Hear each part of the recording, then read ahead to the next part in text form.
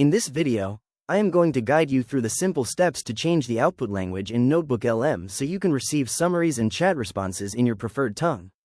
We begin on the homepage, where we can see our collection of notebooks and featured content.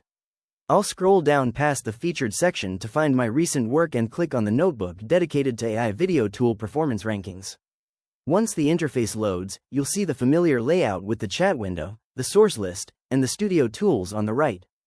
To adjust the language settings, I'll navigate to the top right of the screen and click on the settings gear icon.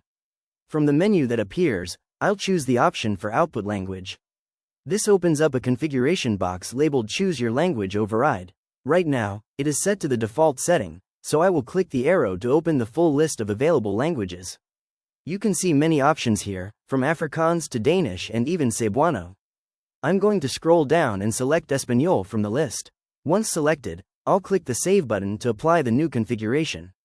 To see these changes take effect, I'll return to the main dashboard by clicking the NotebookLM logo in the top left corner.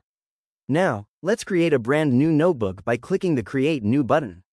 I'll wait for the workspace to initialize, and then when the source prompt appears, I'll click Upload Files to bring in a new document. I'm selecting a PDF about the foundations and future of artificial intelligence. As the document uploads and the AI begins its analysis, it will now follow our language override. As you can see, the new notebook is generated with a Spanish title and a full summary written entirely in Spanish. This makes it easy to work across different languages seamlessly and get the most out of your documents. Now you're all set to use NotebookLM in the language that works best for you. If you found this walkthrough helpful for personalizing your own AI workflow, please consider liking the video and subscribing for more quick tips and tutorials.